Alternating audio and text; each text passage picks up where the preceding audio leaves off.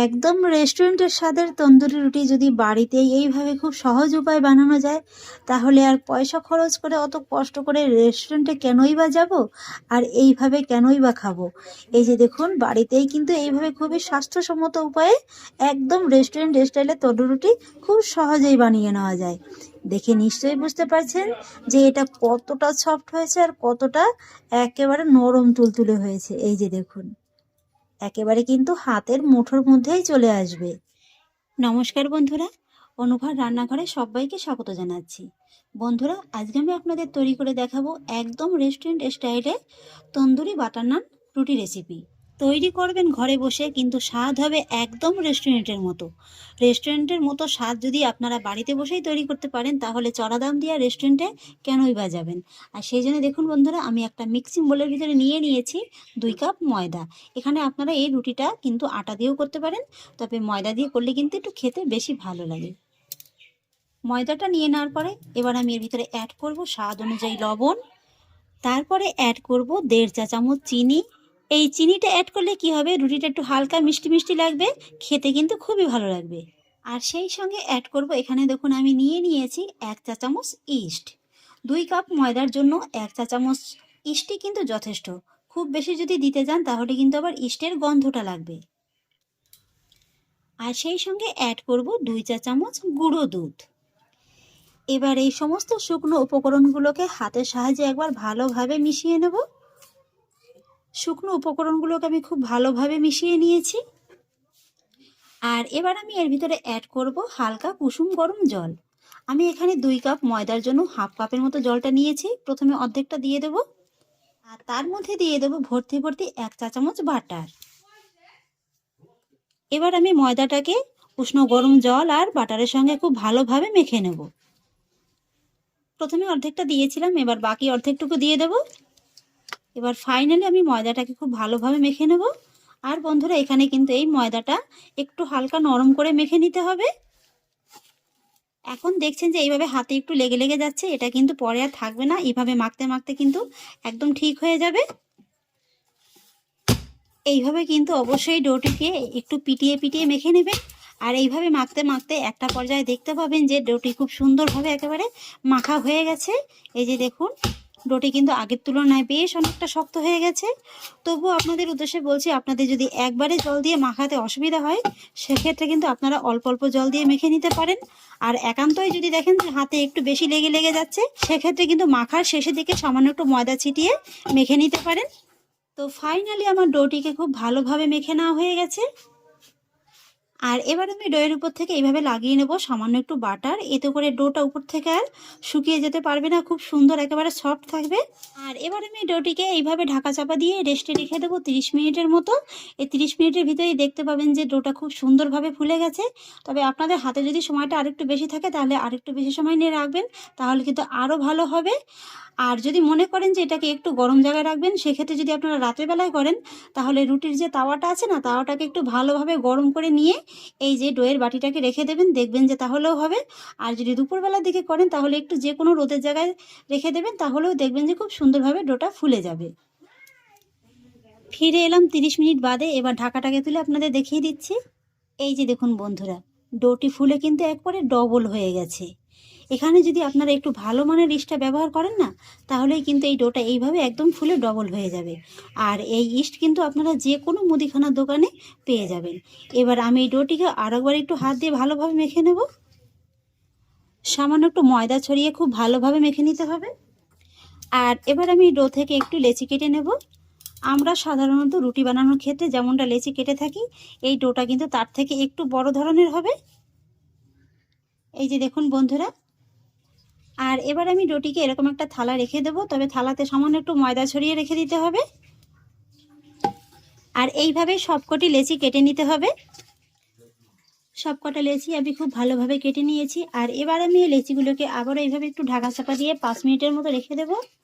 এইভাবে কিন্তু অবশ্যই লেচিগুলো বানানোর পরে একটু রেস্টে রেখে দিতে হবে, তা নাহলে কি হবে, রুটিগুলো যখন বেলবেন, বেলার সময় কিন্তু ছোট ছোট হয়ে যাবে। আর এবার দেখুন বন্ধুরা, আমি একটা বাটি নিয়ে নিয়েছি। বাটির ভিতরে নিয়ে নেবো সামান্য একটু জল, আর তার মধ্যেই নিয়ে নেব হাফ চা চামচের মতো লবণ। লবণটাকে জলের সঙ্গে খুব ভালোভাবে মিশিয়ে নেব। লবণটা জলের সঙ্গে আমি খুব ভালোভাবে মিশিয়ে নিয়েছি, একটা সাইডে রেখে দেব। আর এবার দেখুন বন্ধুরা, আমি আজকের এই তন্দুরি রুটিগুলো আপনাদের এরকম একটা রেগুলার ভাতের হাঁড়িতে তৈরি করে দেখাবো। খুবই সহজ উপায় দেখিয়ে দেবো। এই যে দেখুন, আমি কিন্তু ছোট দেখে একটা হাঁড়ি নিয়ে নিয়েছি, আপনারা কিন্তু এর থেকে একটু বড় সাইজের হাঁড়িটাও নিতে পারেন। আর এবার আমি রুটিটাকে ভেজে নেবো, সেই জন্য দেখুন হাঁড়িটা কিন্তু বেশ ভালোভাবে গরম করে নিয়েছি। এবার আমি রুটিটা এইভাবে হাঁড়ির পিছনটা বসিয়ে দেবো, আর তারপর গ্যাসের ফ্লেমটাকে একেবারে লোয়ে রেখে এইভাবে একটু কিছুক্ষণ অপেক্ষা করব। আর কিছুক্ষণ বাদেই দেখতে পাবেন যে রুটিটা এরকম হালকা হালকা ফুলতে শুরু করে দিয়েছে। তখন কিন্তু এইভাবে হাঁড়িটাকে ধরে গ্যাসের ফ্লেমটাকে মিডিয়াম লোয়ের মাঝামাঝি রেখে রুটিটাকে এইভাবে একটু সেঁকে নিতে হবে। এই যে দেখুন বন্ধুরা, রুটিটা কিন্তু খুব সুন্দরভাবে একেবারে ফুলতে শুরু করে দিয়েছে, দেখে নিশ্চয়ই বুঝতে পারছেন। সাইড থেকে এভাবে একটু ধরে ধরে ঘুরিয়ে ঘুরিয়ে কিন্তু ভালোভাবে সেঁকে নিতে হবে। দেখে নিশ্চয়ই বুঝতে পারছেন যে রুটিটা ঠিক কতটা ফুলে গেছে। এই যে দেখুন, ফুলে কিন্তু এইভাবে একেবারে বলের মতো হয়ে যাবে। আর রুটিটা যখন এইভাবে খুব ভালোভাবে সেঁকে নেওয়া হয়ে যাবে না, তখনই এর উপর থেকে একটু সামান্য মেল্টেড বাটার আর ধনেপাতা কুচি ব্রাশ করে দিলেই কিন্তু খুব সুন্দরভাবে রুটিটা তৈরি হয়ে যাবে। এই যে দেখুন কত সুন্দর একেবারে ফুলকো ফুলকো হয়েছে। এই যে দেখুন, আর এই সময় কিন্তু গ্যাসের ফ্লেমটাকে অফ করে নেবেন। আর তারপরে যখন বাটারটাকে এইভাবে খুব ভালোভাবে ব্রাশ করে নেওয়া হয়ে যাবে, তখনই কিন্তু এইভাবে রুটিটাকে একটা খুন্তির সাহায্যে তুলে নিতে হবে। দেখবেন খুব সহজেই কিন্তু একেবারে হাঁড়ির পেছন থেকে উঠে আসছে। আর আরেকটা কথা, আপনারা রুটিটা যেদিকে জলটা ব্রাশ করেছেন সেই দিকটা কিন্তু নিচে দেবেন। এই যে দেখুন বন্ধুরা, দেখতে অপূর্ব লাগছে না? এই যে দেখুন কতটা একেবারে ফুলকো ফুলকো আর নরম তুলতুলে হয়েছে। আপনাদের একবার রুটিটার পিছনটাও দেখিয়ে দিচ্ছি। এই যে দেখুন, একদমই কিন্তু খুব বেশি একটা পুড়েও যায়নি, আবার কিন্তু কাঁচাও নেই। ঠিক এইভাবেই কিন্তু রুটিটাকে তৈরি করে নিতে হবে। আমি আপনাদের আরো একটা রুটি তৈরি করে দেখিয়ে দিচ্ছি। এটা ওরকম একই রকম ভাবে দেখতে পাবেন যে হালকা হালকা একটু ফুলতে শুরু করে দিয়েছে। তখন কিন্তু এটাকেও একই রকম ভাবে এইভাবে ধরে একটু সেঁকে নিতে হবে।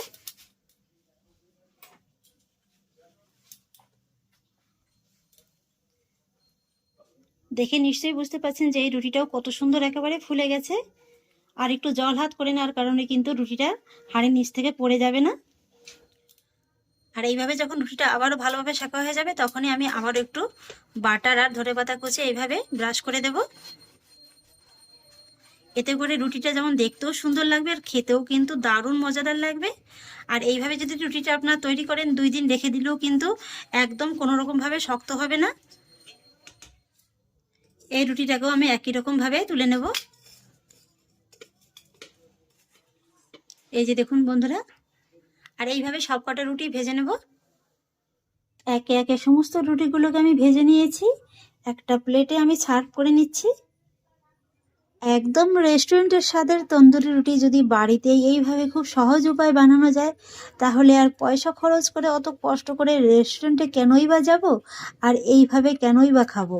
এই যে দেখুন, বাড়িতেই কিন্তু এইভাবে খুবই স্বাস্থ্যসম্মত উপায়ে একদম রেস্টুরেন্ট স্টাইলে তন্দুরি রুটি খুব সহজেই বানিয়ে নেওয়া যায়।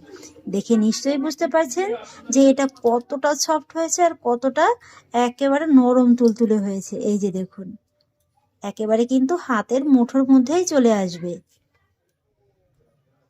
আর এগুলো আপনারা নিজেরা বানিয়ে নিজেরাই বুঝতে পারবেন যেগুলো কতটা সফট হয়। আর এই যে দেখুন, ভিতরটা দেখুন শুধু একবার, একেবারে কিন্তু পাউরুটির মতো হয়ে যাবে। এই যে দেখে নিশ্চয়ই বুঝতে পারছেন যে এটা কতটা জালিদার হয়েছে। আর এই রুটিগুলো কিন্তু আপনারা এইভাবে বানিয়ে 2-3 দিনও রেখে দিতে পারেন, একই রকমভাবে কিন্তু একেবারে নরম তুলতুলে থাকবে। আর এগুলো আপনারা বাটার চিকেন কিংবা অন্যান্য যে কোনো সবজি দিয়ে খেতে পারেন, খেতে খুবই ভালো লাগবে। তাহলে আশা করছি বন্ধুরা, আমার আজকের এই তন্দুরি বাটার নান রুটি আপনাদেরও খুব ভালো লেগেছে। যদি ভালো লেগে থাকে তাহলে আমাকে অবশ্যই একটা লাইক এবং কমেন্ট করবেন, সেই সঙ্গে বন্ধুদের সঙ্গে শেয়ার করবেন। আর প্লিজ বন্ধুরা, যদি আমার পরিবারের নতুন সদস্য হয়ে থাকেন, তাহলে একটা সাবস্ক্রাইব করে পাশে থাকা বেল আইকনটি প্রেস করে দেবেন। ফিরে আসছি এরকমই পরের অন্য কোনো নতুন রেসিপি নিয়ে। সবাই ভালো থাকুন, সুস্থ থাকুন। ধন্যবাদ।